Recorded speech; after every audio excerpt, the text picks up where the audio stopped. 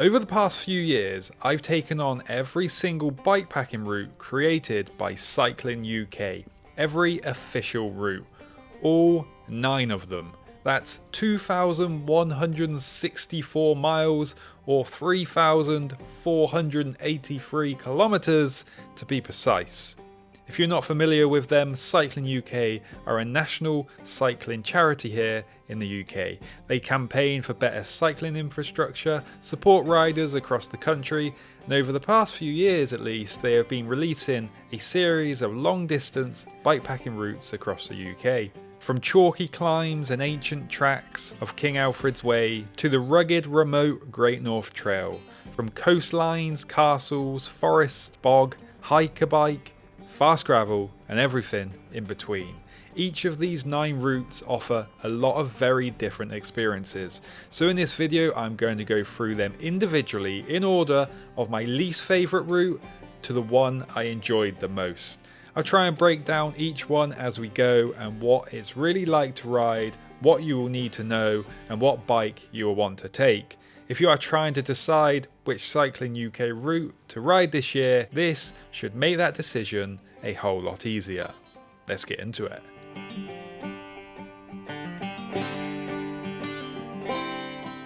King Alfred's Way is probably up there as Cycling UK's most popular route and also my least favourite bikepacking route by Cycling UK.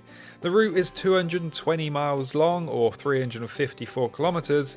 It is a circular off-road adventure that links together some of England's most iconic historic sites, starting and finishing at King Alfred's statue in Winchester. On paper it sounds brilliant. 10,000 years of history, white horses carved into chalk hillsides, big rolling views and a real sense of escaping the south of England even though you are never really that far away from a town or city. And to be fair, there are sections that are generally nice, parts of the Ridgeway, stretches of the South Downs Way and some really good views and moments where it all flows quite nicely. But for me, it just never quite comes together. In the summer it can be seriously overgrown, in the winter it can get really muddy, and in that awkward in-between season, especially around the Ridgeway, the chalk can turn into this claggy paste that will clog up your bike no matter how much tyre clearance you have. The first time I rode it, I actually broke my bike because of that reason. A lot of the riding is across grassy fields rather than hard-packed gravel that it could be on. And there are sections of sand as well. It's not a super technical, but it's not a complete beginner route either. Some parts are absolutely fine, others are a bit of a slog. And the South Downs can feel tough on a loaded gravel bike. One of the big selling points of this route is that it goes to Stonehenge. In reality, it kind of does not. If you were just following the GPX of this route and did not already know where Stonehenge was, you would not actually see it. You would cycle right past it. You have to come off the route to actually visit it. That is not entirely Cycling UK's fault though. The way the route approaches Stonehenge would mean walking along a footpath with your bike if you wanted to go directly past it. I know it could come in from a different direction and pass right by it with some really nice gravel paths, but that would require crossing a fairly busy road. So I can understand why they chose not to route it that way, but it does mean if you want to see Stonehenge up close, you need to pre-plan that section or have a bit of local knowledge with a little route detour. Otherwise, you might ride the whole thing and not realise how close you actually were. Cycling UK recommend this route to be taken on a gravel bike or a mountain bike in wetter months, and I would agree with that. A gravel bike works, but you will need to accept you are going to be dealing with grass, chalk and mud. A mountain bike is probably overkill for most of it, but you might appreciate it when the conditions turn. I think part of the reason it is such a popular route is just how accessible it is though. It's easy to get to, easy to plan, and you can link it with other routes. For me though, it often feels like there are better parallel options nearby, better surfaces, more actual gravel for that gravel bike, and more consistent riding. This route was marketed as a gravel bike route, and there are a lot better gravel trails around these areas. Less grassy fields or overgrown trails. That said, I actually think this route would be more fun with friends. Ride it as a social few days out. Expect a bit of mud and a bit of hiker bike and possibly some thorns. And go in for the history and the views rather than chasing the perfect gravel bike experience, because it's not quite that. It's not a bad route, it's just the one that I have enjoyed the least out of the 9.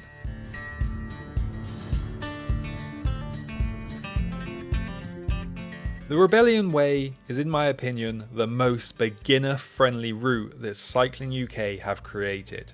If someone asked me where to start with their first proper bikepacking trip, this is the one I normally point to.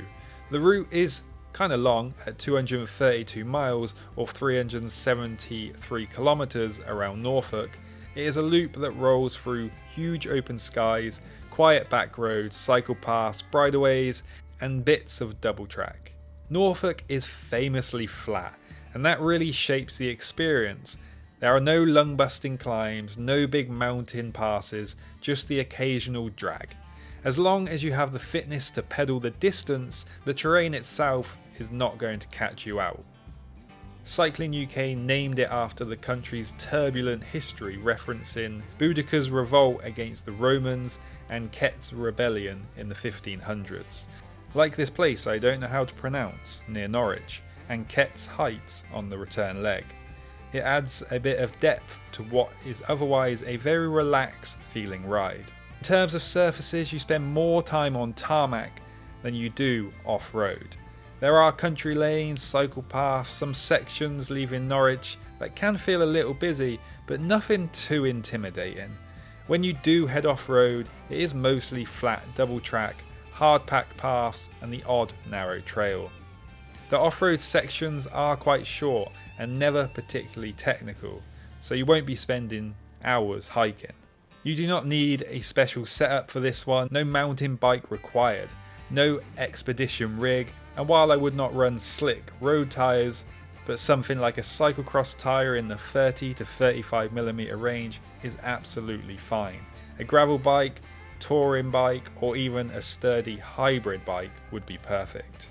What really makes this the most accessible route of all the Cycling UK bikepacking routes is that they have even created a trike and trailer friendly alternative. That tells you everything who this route is for. It's designed to be inclusive and achievable. You don't need tons of experience for this one. This is not a route about testing yourself against brutal terrain. It's about covering steady miles, stopping for coffee, taking in the wide Norfolk skies, and easing yourself into multi-day bikepacking riding. If you want a 2 to 4 day trip that feels like a relaxed tour rather than a survival challenge, this is a brilliant place to start. I just need to add that while it is lower on my list of favourite routes, that is mainly because I prefer to spend a bit more time off-road and in them more remote places. This is a little bit too road-like for me and more of a touring trip. But if you are a beginner, this is probably where you should start.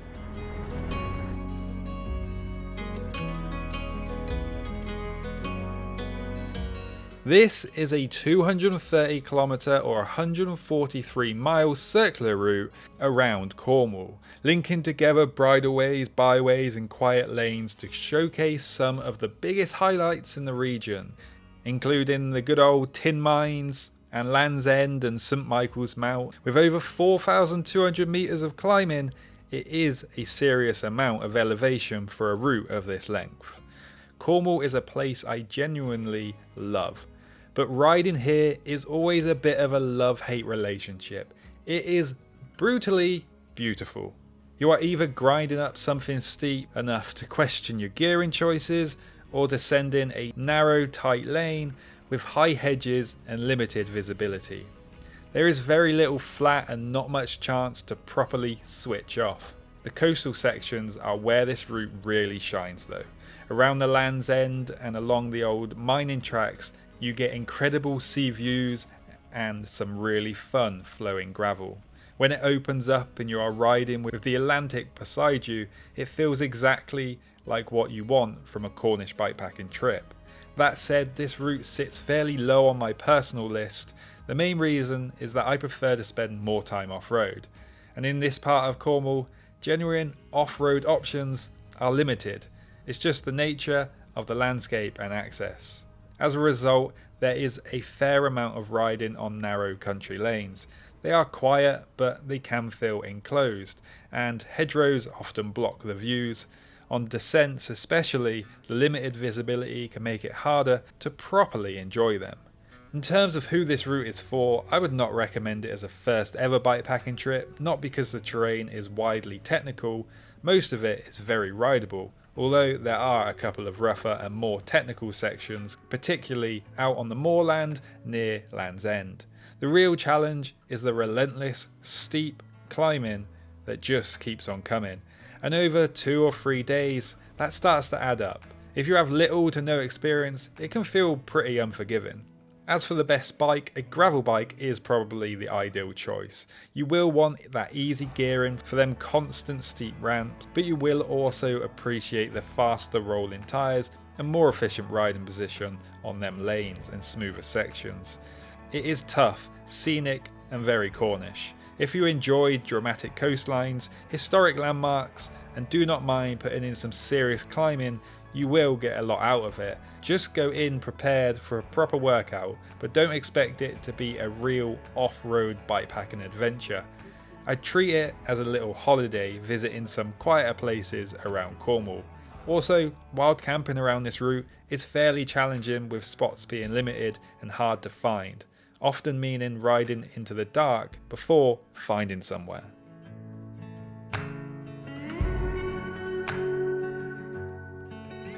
This is a 145 mile or 234 kilometre circular route around East Kent, exploring the Kent Downs, dramatic chalk cliffs and a string of classic seaside towns. You get coastal views, old ruins, lighthouses, vineyards and plenty of opportunities for cafe stops and pub lunches along the way. It officially starts in Y, but as it is a loop you can begin almost anywhere, with loads of train stations dotted around the route. In terms of terrain, this one is very different to some more of the rugged routes. It uses a mix of traffic-free cycle paths, bridleways, shared use paths and quiet country lanes. A lot of it follows the coastline, often right along the seafront, which is beautiful. Mostly paved with some well-maintained gravel and the odd short section of single track. In wetter months, a few off-road bits can get muddy, but nothing too dramatic. This is a very chilled out route. It's not completely flat, but it's pretty close. The hills that do appear are short and not especially steep, compared to something like the West Kernow Way at least. This feels far more relaxed and forgiving. Because you are almost always passing through towns and villages, you also do not need to carry loads of kit. There are regular shops, cafes and pubs, so you can travel fairly light. And do not forget a towel, because there are plenty of chances for a swim along the way. There are actually 2 slightly different versions of this route. One heads more directly along the coastal places, like Margate, which can get busy in peak season. The other diverts to include the Rye Harbour and Winchelsea section instead. Both are the same overall distance and can easily be combined if you want to just see everything. That's how I did it. In terms of who this route is for, this is a great beginner option. If you are new to bikepacking or just do not enjoy big climbs, this is a solid choice. The riding is typically straightforward, the surfaces are mellow and navigation is simple as long as you have a GPS device. Even a complete beginner with a reasonable level of fitness should be absolutely fine covering the distance over a few days.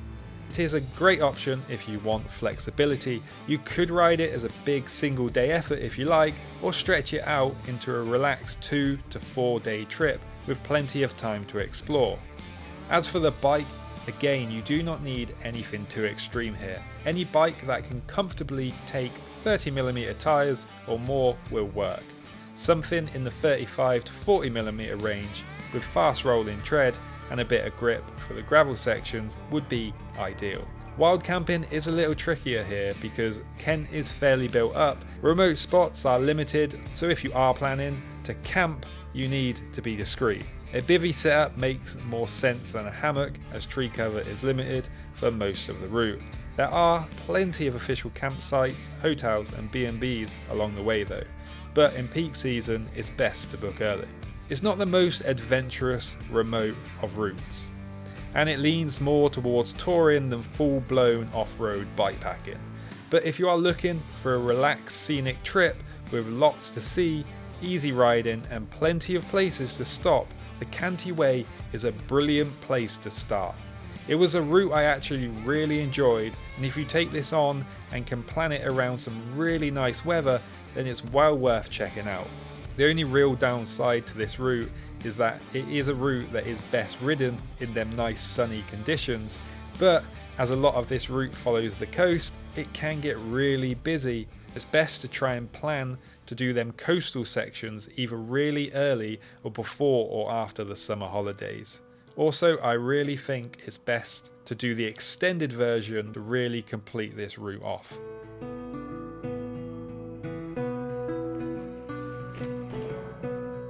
The North Downs Way is a 246 kilometre or 153 mile route running from Farnham in Surrey to Dover on the Kent coast. It follows the spine of the North Downs, taking in rolling hills, woodlands, castles and cathedrals. It's not a route exclusively created by Cycling UK because they helped make it fully rideable for cyclists, working with trail managers and the British Horse Society to create an official riders version that links bridleways, byways and quiet roads, and they do list it with the other bikepacking routes they have helped create. Many people know the North Downs Way as a walking trail, but the cycling version is fully rideable. It's well signposted, and where the walking trail and cycling route split, you just follow the bike symbols. It's a good way to get over to Dover if you wanted. You could hop on a ferry and just leave the country. There are lots of flowing single track sections along this route. Long stretches through woodlands make it easy to settle into. The trails are often sheltered by trees, which gives some protection from that wind, but can obviously limit the views. In bluebell season though, it's absolutely beautiful. I really enjoy riding this route. It feels like a gentler, easier version of the South Downs Way really. Not quite as spectacular in the views, but it's just a lot of fun to ride. It's challenging enough to keep you on your toes with punchy climbs and the occasional rough section, but not overwhelming. The trails are normally hard packed in the dry months, making the ride smooth and enjoyable. In the winter it can get a bit muddy in places, so conditions will affect how it feels. As for the bike, either a mountain bike or a gravel bike with 40mm tyres or bigger works well. A gravel bike keeps things efficient and quick, while a hardtail gives you comfort and control if conditions get rougher and wet. Overall, it's a very accessible off-road route and a great place to build confidence riding a loaded bike. It's fun, flowing, and somewhere I regularly enjoy riding because it's both relaxed and rewarding. I think this is a great stepping stone route. If you are looking to build confidence riding off-road with a loaded bike, this is a really good place to do it. It will test you in places with short punchy climbs and the odd rougher section, but it never feels overwhelming. It is challenging enough to be interesting without taking the fun out of it. If you have taken on either the Canti Way or the Rebellion Way, then this is a good little step up if you wanted to have a go with some more off-road trails. It's easy to follow and really quite easy to wild camp along the route with endless woodlands.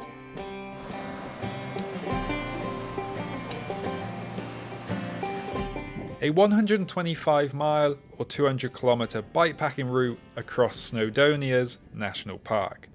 From quiet lanes winding through valleys to forest tracks and moorland trails climbing up to misty mountains, this route really shows the rugged beauty of North Wales. There is over 4,000 metres or around 13,500 feet of climbing, so it's not for the faint-hearted. The rewards are immense, with long descents, incredible views. The route starts in mid Wales and makes its way through Snowdonia to Conway in North Wales. The terrain is varied, including quiet country lanes, single track, double track, forest trails and some grassy sections with a few boggy patches. This is a full Welsh adventure, giving you the full range of experiences from the satisfaction of climbing steep hills to the joy of descending them. You will need a GPS for navigation as the route uses a mixture of trail types. This is probably one of the easiest bikepacking routes in Wales, but it still requires being self-reliant and having some experience. If you have never done a bikepacking adventure before, this should not be your first trip. It is short enough to be a good balance of challenge and reward, making it a solid option for your first Welsh bikepacking adventure though. Just not your first bikepacking adventure. Cycling UK classify this as a mountain bike route. A mountain bike is a solid choice, but you could comfortably ride this on a gravel bike if you've got the experience and the bike handling skills. You will want the bigger tyres though, 45mm minimum and ideally around 50mm, possibly bigger, to handle the climbs and rougher sections. If you ride a mountain bike, you do not need a full suspension one though. A short travel XC or even a rigid bike works well, as the technical sections are typically short. Wild camping is limited within the Snowdonia National Park. If you do choose to camp, you gotta be discreet, leave no trace, and use a bivvy or a very small tent. There are hostels and B&Bs along the route, so it is possible to plan this ride without camping. Food and water are generally easy to manage. There are supermarkets at the start and finish, streams along the route for your water filter, and a main resupply point roughly halfway. Taking a filter on this route will serve you well. I think this route serves as another step up in difficulty from the routes on the list so far, and one that will be worth taking on if you are starting to want to go on longer and more remote trips. Expect the unexpected in Wales though, anything can happen. Definitely bring your waterproofs.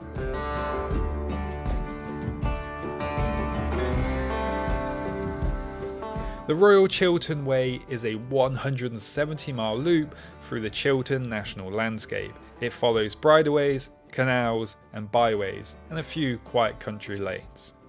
I rode this route at the end of November after a lot of rain, which made it interesting to see how the trails held up.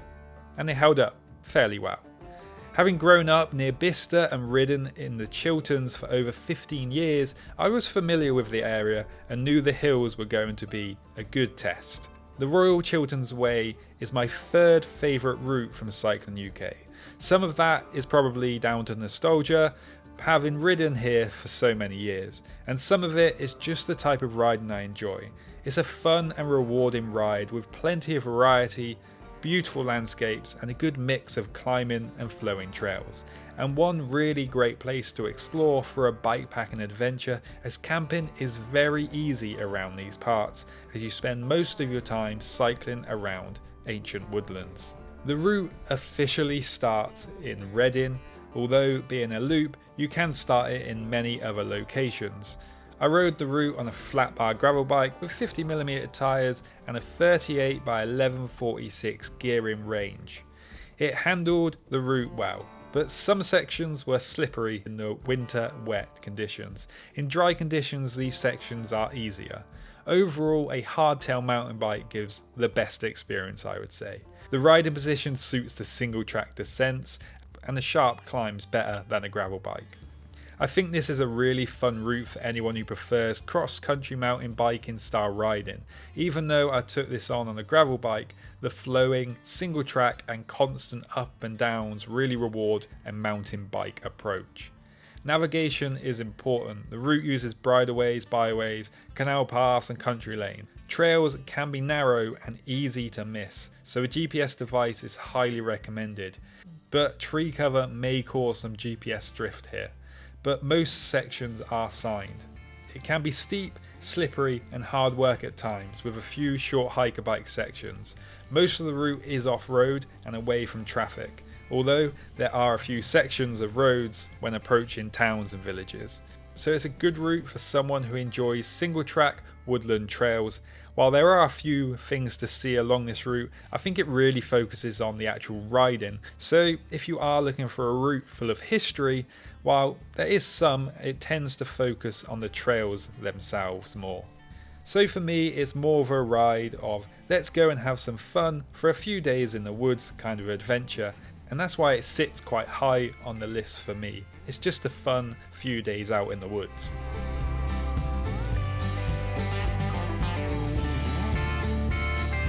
It was hard to pick number one on this list, and the Great North Trail was always going to be a contender. Cycling UK's longest and most remote epic bikepacking route they have ever created to date.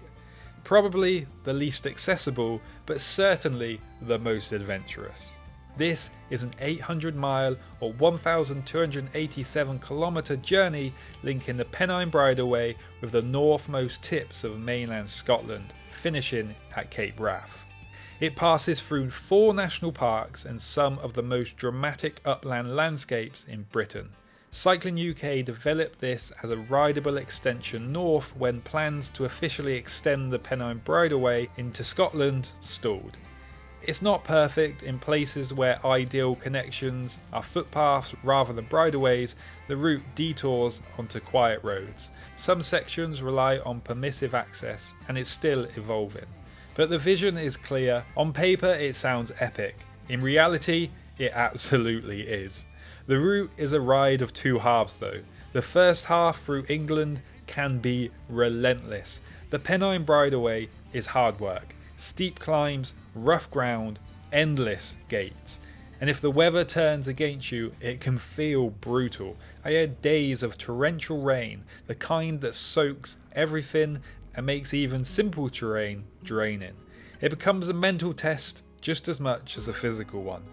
Then you cross into Scotland and something shifts. The landscape opens up, the trails become more flowing, the camping becomes wilder and more spectacular. It is still tough, but it feels more rewarding. All the effort it took to get here starts to feel worth it. But make no mistake, this is not a beginner route. I can't stress that enough. This is best suited to experienced bikepackers who are comfortable being remote, self-reliant and dealing with long stretches without easy access to resupply points. You need solid fitness, you need confident bike handling skills, and more importantly, you need the mindset to handle the bad days as well as the good ones. There will be days where you question why you started. There will be days that are pure magic. You need to be prepared for both. In terms of bike choice, I would not recommend taking this on without a mountain bike. Gravel bike would make large sections pretty miserable. There is just too much rough terrain and too much climbing to compromise on comfort and control. A capable hardtail mountain bike with sensible easy gearing is the right tool for this job. You also need to plan properly. The finish at Cape Wrath requires a ferry crossing from Durness. It runs a few times a day, most of the time in the summer months, but it is tidal dependent. When I arrived, the ferry had been cancelled, so I had to wait an extra day just to cross. It's remote up there, services are limited, you need to be flexible. But when you finally reach that lighthouse, what a feeling. After 800 miles of climbing, rain, gates and wild landscapes, standing at the most northwesterly point of mainland Britain feels huge. You will be incredibly proud of yourself for making it. It is one of them routes that is not a perfect route, but by completing it, getting to the end, you will have the biggest grin on your face, a sigh of relief that you made it. And it will be a story to tell and lots of memories made along the way. The only reason I'm not putting this at number 1 is purely because it's not the most accessible route out there, which is fine. It's such an amazing experience and one I'd highly recommend doing if you can, but it's a long trip that can take a while to complete, so it can be hard just to get the time, to get the chance to actually go and ride it, which means probably most people aren't actually going to get a chance to experience this. And that's why I put this one at number 1. And finally, my number 1 route from Cycling UK, the Marcher Castles Way. This is a 180-mile loop through the historic borderlands of England and Wales, known as the Welsh Marches. It starts and finishes in Shrewsbury and takes you through a landscape shaped by centuries of conflict, castle buildings and medieval power struggles. You pass Roman ruins at Wroxeter, Ironbridge, Ludlow, Clun, Knighton, and weave between the Shropshire Hills and quieter valleys tucked in between. And a very brief visit to Wales. What makes this route stand out is how well it blends challenge, scenery and history. You do not need to detour off the route to see the highlights, the castles, the viewpoints, the historic towns. They are all part of the ride. In terms of terrain, it is a mixture. Canal paths, bridleways, grassy hillsides, forest tracks, old railway lines and quiet back lanes. The surface changes often, so you absolutely need a GPS and some experience. This is not the longest route on the list either, but do not underestimate it. There is over 15,000 feet of climbing and the hills here can be steep. It is rarely flat. You are either climbing or descending, often on wide double track that looks forgiving but can be rough and a little draining. This is one of Cycling UK's tougher routes for sure, not because it's highly technical though, but because of the constant elevation gain. Long steady climbs followed by short punchy ones, day after day. It all adds up. That said, it never feels overwhelming. You regularly pass through small towns and villages, so you are never too far from food, water, or even a bed for the night. Logistically, it is straightforward. Physically, it is demanding. That balance works really well.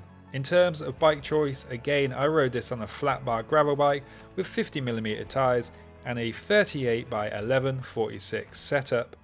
It handled it well in dry conditions, but there were definitely moments where I wanted an easier gear, or two. For most people, I would recommend a hardtail mountain bike with sensible gears. The extra grip, comfort and braking power will make the steeper descents and rougher sections far more enjoyable, especially if the weather turns. Wild camping is also very doable on this route. There are exposed hilltop spots with incredible views and some wooded sections, although less common. If camping is not your thing though, there are plenty of towns with accommodation options along the way. In terms of who this route is best for, I would not recommend it for beginners. You need a decent level of fitness, some off-road experience. The trails are mostly rideable, but they can be muddy, rutted or loose depending on the conditions. The real test is the sustained climbing. But if you have taken on a few of the more challenging routes on this list, then it's a really good route to get stuck into, I think. For me though, this is the best route Cycling UK have put together. It does such a good job of taking you off-road onto challenging but rewarding trails, while constantly immersing you in the history of the area. The castles are not a side attraction, they are part of the journey. The views are incredible, the climbs are tough, but the descents are fun. It feels adventurous without being too remote, it feels challenging without being too punishing, and the riding itself is just fun. I really think Cycling UK did a really good job on this route. It's not going to be for everyone as it's a little on the tougher side, but if you can take your time on it, I really think it's worth the adventure. It was one I really enjoyed. So that's every single bikepacking route created by Cycling UK, every official route. All 9 of them, 2,164 miles or 3,483 kilometres of riding across the UK. From the chalky climbs and ancient tracks of King Alfred's Way to the rugged, remote Great North Trail. From coastlines, castles, forests, bog, hike a bike, fast gravel and just about everything in between. Each of these routes really does offer something completely different.